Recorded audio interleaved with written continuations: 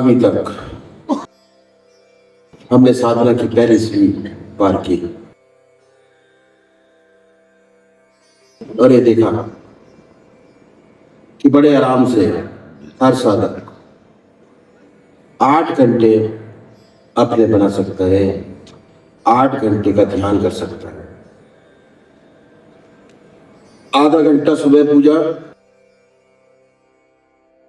आधा घंटा सायकाल पूजा। अब पूजा का तरीका मैंने कल रात भी आपको बताया और आज सुबह भी। आधा घंटा दोपहर भोजन, हर मनुष्य भोजन करता है और भोजन करते हुए भी परमात्मा की याद करेंगे। आधा घंटा दोपहर भोजन, आधा घंटा रात्रि भोजन और 6 घंटे सोने को। अगर सोने से पहले 30 मिनट परमात्मा को दे दे तो बहुत बड़ी बात हो जाएगी, विहार की शुद्धि हो जाएगी। और भगवान श्री कृष्ण ने विहार की शुद्धि पर बहुत भारी जोर दिया। कैसे होगी? ग्रस्त के अंदर इन संतों ने बहुत डिटेल में आपके सामने रखा। हम ये देखेंगे कि 8 के 16 घंटे कैसे बने। इसके लिए संतों ने बहुत सुंदर नीति अपनाई और बतलाया कि 8 घंटे के अलावा यदि आपके पास कोई समय खाली है तो वह परमात्मा को दे दे। अगर खाली नहीं है तो कोई बात नहीं, अगर खाली है तो परमात्मा को दे दें। इसका तरीका उन्होंने बताया कि कैसे दें। ये अपनी आत्मा से पूछिए, आपकी आत्मा स्वयं निर्णय करेगी कि आपके पास खाली समय है कि नहीं। अगर खाली है तो जरूर परमात्मा का चिंतन कीजिए। इस पर मैं अपने विचार आपके सामने रखूंगा। हम सुबह उठते हैं, शौच जाते हैं, मंजन कुल्ला करते हैं, शेव करते हैं, स्नान करते हैं। ये सारा समय खाली है। कोई दफ्तर का काम नहीं करते, कोई व्यवसाय का काम नहीं करते। ये नित्य कर्म है, सभी को निभाना पड़ता है, सभी करते हैं। ये समय खाली है और बड़ी आराम से परमात्मा की याद कर सकते हैं। बड़ी आसानी से ईश्वर को दे सकते हैं अगर कोशिश करें तो। मिसाल के तरीके से उन्होंने क्या तरीका बताया कि परमात्मा से प्रार्थना कीजिए कि हे प्रभु, ये जो 20 मिनट ब्रश करने के हैं बेकार चले जाते हैं, इस समय का कोई लाभप्रद इस्तेमाल नहीं। परमात्मा से प्रार्थना कीजिए कि जो काम करूंगा तेरी याद में करूंगा। ब्रश लीजिए, टूथपेस्ट परमात्मा की याद में लगाइए। ब्रश करना परमात्मा की याद में शुरू कीजिए। जो अच्छे साधक हैं, जिनके संस्कार बहुत ऊंचे हैं, उनसे तो बहुत आसानी से बन जाता है, दिक्कत नहीं आती। और जिनकी आहार विहार की शुद्धि हो जाती है, उन्हें स्वतः परमात्मा की याद बनी रहती है, उनसे तो आसानी से हो जाता है। अक्सर दिक्कत क्या आती है कि हमने शुरू किया परमात्मा की याद में काम करना, थोड़ी देर तो परमात्मा में मन लगा रहता है, उसके बाद इधर उधर भाग जाता है। कहीं दफ्तर में चला गया, कहीं बाजार में चला गया, अपने केंद्र से मन हट जाता है। इसका इलाज ये है कि मन से लड़ाई मत लड़िए। अगर मन से लड़ाई लड़ेंगे कभी कामयाबी हासिल नहीं होगी। मन को अपना मित्र बनाइए और मन चला जाए दफ्तर में तो बड़े प्यार से समझाइए कि भाई दफ्तर में तो 8 घंटे काम करने ही है, आके 9 से 5 बजे तक क्या करेंगे? ये 10-12 मिनट का समय है।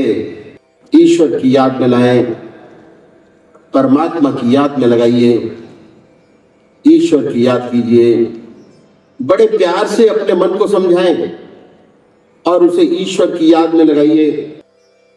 हो सकता है थोड़ी देर तक तो मन लगा रहे, फिर कहीं तीसरी जगह चला जाए, आपको पता भी नहीं चले, बहुत से समय पता भी नहीं चलता। आत्मा ये कहती है कि मन अपने केंद्र से हट गया। जब ऐसा मन कहे फिर उसे प्यार से लाएं, ईश्वर की याद में लगाइए। बड़े प्यार से अगर मन से झगड़ा करेंगे तो कभी कामयाबी हासिल नहीं होगी, आप कभी भी सफल नहीं हो पाएंगे। बार बार धीरे धीरे अभ्यास करने से होगा।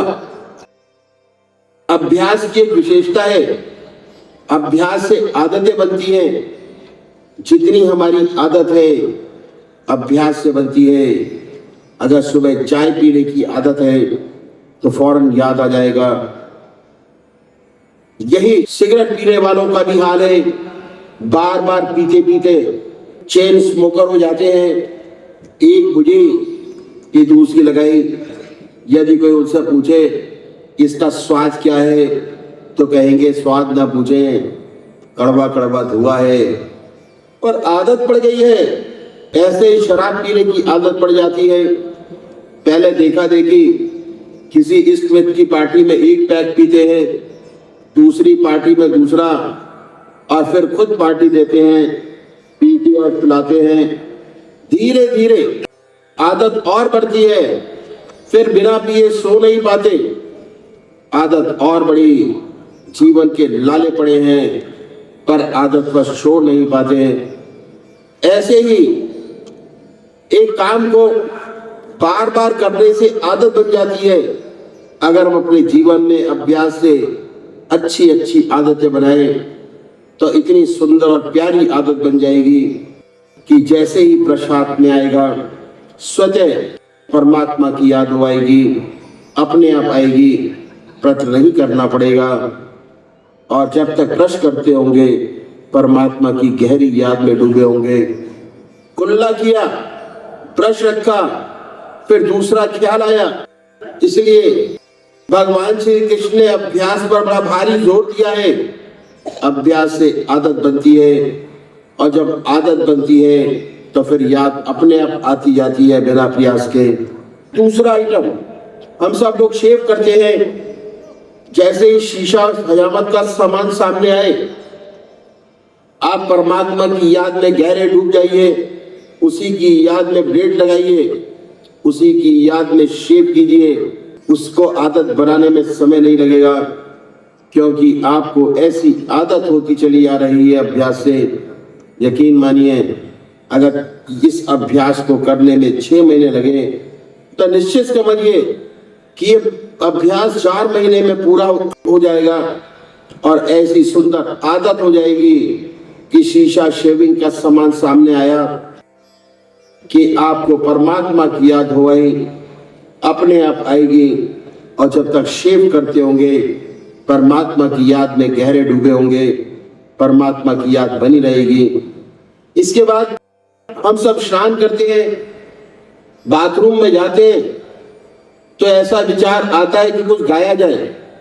आजकल के बच्चे सिनेमा का राग निकालते हैं, बजाय सिनेमा के भक्ति रस से कोई भरा भजन गाइए, अंदर भी साफ और बाहर भी साफ। ऐसी स्वच्छता मालूम होगी कि शरीर भी साफ और मन भी साफ। कभी कभी ऐसा विचार कीजिए कि आप स्नान नहीं कर रहे, अपने इष्ट देव को स्नान करा रहे हैं, बड़ी पवित्रता आती है, बड़ी सुंदर स्थिति बनती है। उसके बाद हम सब वस्त्र पहनते हैं, उसी की याद में पहनिए। कभी कभी सोचिए कि उसी को पहना रहे हैं, खुद नहीं पहन रहे, तो ये समय मॉर्निंग रूटीन का जो बेकार चला जा रहा था, अगर हम प्रयत्न करें, प्रयत्नशील हो, थोड़ा सा अभ्यास करें तो ये सुबह के सारे काम ईश्वर की याद में कर सकते हैं। 10 घंटे उस प्रभु की याद, उसमें सराबोर और दुनिया के काम इससे अच्छे, लेकिन हमें बनाने तो 16 घंटे हैं। 10 के 16 घंटे कैसे बने, इसके लिए हमें विचार करना होगा कि हमारे देश में कौन कौन से व्यवसाय हैं, कैसे कैसे व्यवसाय है, व्यवसाय की दृष्टि से हम अपने देश की जनता को 5 भागों में बांट सकते हैं। पहला भाग किसानों का। हमारे देश में खेती और किसान ज्यादा है, 70% जनता किसान है जो किसानी करते हैं। दूसरा तबका व्यापारियों का जो व्यापार करते हैं। तीसरा तबका प्रोफेसर्स, डॉक्टर, इंजीनियर, ऑफिस में काम करने वाले लोग, ये तीसरा बड़ा तबका है। चौथा तबका उनका है जो कारखानों में काम करते हैं, कारखानों में काम करने वाले लोग। पांचवा तबका देवियों का है। और हमारे देश में बहुत कम प्रतिशत देवियों की ऐसी है जो सर्विस में है। अधिकतर देवियां उन पर घर का भार है, घर का काम चलाती है। व्यवहार की दृष्टि से हम अपने देश की जनता को 5 भागों में बांट सकते हैं। अब हम एक एक भाग को लेंगे और देखेंगे कि हमारे पास और कोई समय खाली है जिसमें परमात्मा का चिंतन कर सकते हैं। अभी तक हमारे देश में ज्यादातर बैल और हल से खेती होती है, ट्रैक्टर है पर बहुत कम है। देखा गया है कि जब किसान हल चलाता है तो थोड़ी देर तक तो चुपचाप चलाता है, उसके बाद कुछ ना कुछ गाना शुरू कर देता है, आला उदल नौटंकी गाना शुरू कर देता है। ऐसा इसलिए करता है कि जिससे थकान महसूस ना हो। जब नौटंकी का गाना गा सकता है या और कुछ गा सकता है तो परमात्मा की भक्ति का रसा हुआ भजन भी गा सकता है। हल चलाने में 2 विशेष बात का ध्यान रखना पड़ता है। एक तो ये कि जितनी जमीन खुदनी चाहिए खुद रही है या नहीं, और दूसरा हाथ का प्रेशर जिससे फाल कहीं बैर के पैर में ना लग जाए। इन दोनों बातों का ध्यान रखना पड़ता है। और हल चलाना किसान अपने 14 साल के बच्चे को सिखा देता है। किसान के बच्चे सुंदर सुंदर हल चलाते हैं, हल भी चलाते जाते हैं और आपस में बातचीत भी करते चले जाते हैं। हाथ के प्रेशर से पता चल जाता है कि हल ठीक चल रहा है या नहीं। ज्यादा होशियारी का काम नहीं। तो हल चलाना ईश्वर की याद में किया जा सकता है, कोई रुकावट नहीं। दूसरा काम है बीज बोने का। जब किसान बीज बोता है तो हल में एक कुप्पी बांध देता है और उसमें बीज डालता जाता है और बोता जाता है। ये भी काम बड़े आराम से परमात्मा की याद में किया जा सकता है, कोई रुकावट नहीं। तीसरा काम पानी देने का। आजकल तो बिजली के कुएं हैं, बटन दबाया पानी निकला। सिर्फ पानी खेतों में काटना पड़ता है, एक क्यारी से दूसरी क्यारी। इसे तो बड़ी आसानी से पूरा किया जा सकता है। लेकिन जहां पर ये साधन नहीं वह कुओं से पानी देते हैं, चरस से पानी देते हैं। इसमें 2 आदमी लगते हैं, एक बैल चलाता और दूसरा कुएं के पास खड़ा रहता। जब चरस ऊपर आ जाता तो कहते आए राम, बैल रुक जाते और चलने के लिए फिर कहते कि चलो राम। तो ये आए राम चलो राम परमात्मा की याद में पानी देने का काम होता। आजकल तो बहुत आसान है, सिर्फ पानी काटना पड़ता है, एक क्यारी से दूसरी क्यारी। बड़ी आसानी से ईश्वर की याद में काम किया जा सकता है। तो किसान का कोई भी काम ऐसा नहीं कि यदि हम चाहें ईश्वर की याद में ना कर सकें। हर काम ईश्वर की याद में किया जा सकता है। सच तो यही है कि हमारा पुराना कल्चर यही था कि हर काम परमात्मा की याद में किया जाता था। पुराने जमाने में जो किसानी के काम थे गांव में, सब ईश्वर की याद में किए जाते थे। लोगों का कोई भी क्षण बिना परमात्मा की याद के नहीं जाता था। और हमारी वास्तविक सभ्यता गांव में थी। गांव में ताले नहीं लगते थे, घर ऐसे ही खुले पड़े रहते, कोई खतरा नहीं। गांव की बेटी सारे गांव की बेटी होती, उसकी तरफ कोई निगाह उठाकर देख नहीं सकता था। सारा गांव निछावर हो जाए अगर कोई ऐसी बात हो जाए। तो ये था हमारे देश का कल्चर। ऐसा सुंदर वातावरण, ईश्वर में जीवन, किसान की कमाई बड़ी मेहनत की कमाई है, बड़ी मेहनत से अन्न पैदा करता है, जितनी जरूरत है उतनी अपने घर में रखता, बाकी शहरों में बेच देता, जिससे शहरी लोग अपना पेट भरते हैं। तो उसका काम बड़े परोपकार का है। अगर सारे किसान मिलकर एकता कर ले और अनाज शहरों में न भेजें, बड़ी समस्या पैदा हो जाए। तो उनका काम जो है बड़ा सुंदर है, भगवान ने बड़ी अच्छी रोजी दी है उसे, मेहनत का काम, ईमानदारी का काम, ईश्वर में जीवन। किसान को परमात्मा ने अपना सबसे प्यारा बेटा बनाया है आध्यात्मिक दृष्टि से। अगर आप संतों का इतिहास उठाकर देखें तो आपको ताज्जुब होगा कि 99% जितने संत महात्मा हुए सब गांव के थे। 1% जैसे विवेकानंद कलकत्ता के थे। तो जितने महात्मा हुए, क्या गुरु नानक देव, क्या संत कबीर, क्या तुलसीदास, क्या सूरदास, क्या ज्ञानदेव, क्या नामदेव, कोई भी सब गांव के थे। जहां ऐसा वातावरण उपलब्ध था, हर क्षण परमात्मा की याद। अगर 70% लोग चाहें सुंदर और सच्चा जीवन अपनाए, अपना जीवन ईश्वर में बना सकते हैं।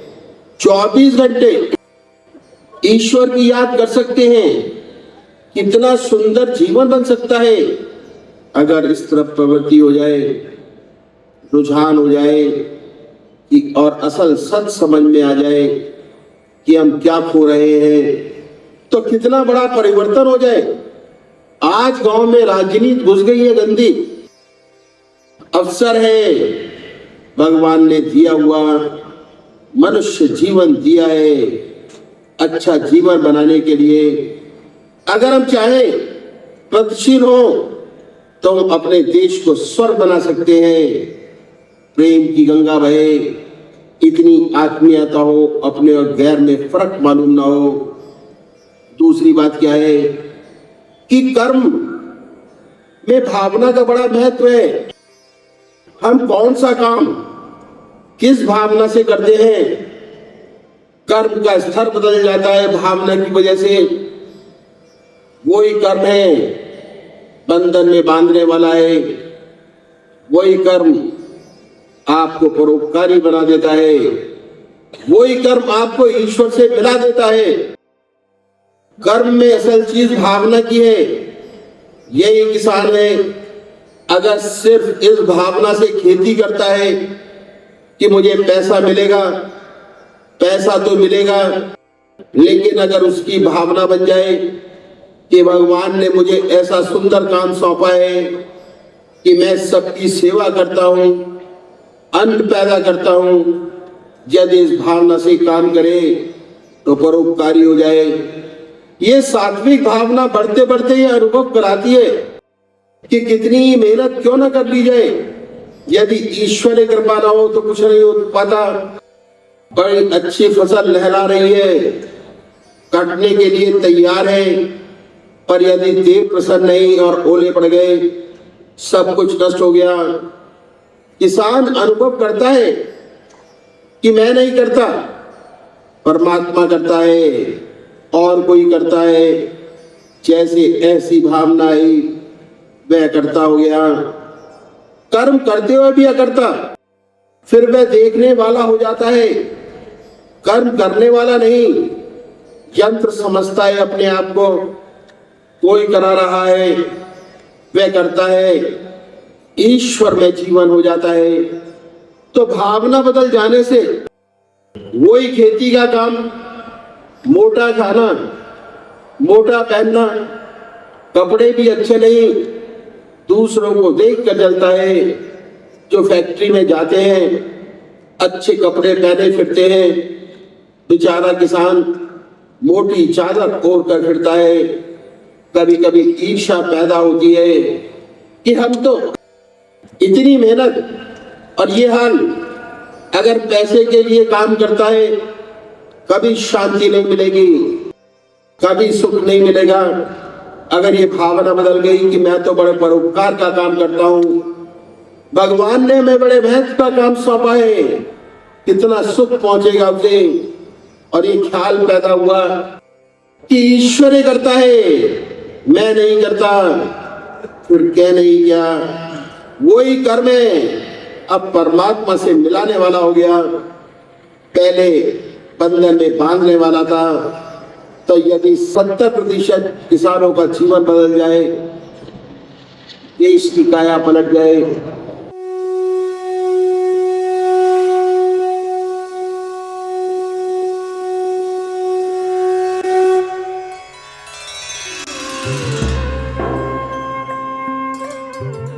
ध्यान योग के कार्यक्रम आनंद योग से निशुल्क जुड़ने के लिए संपर्क करें 9810239677।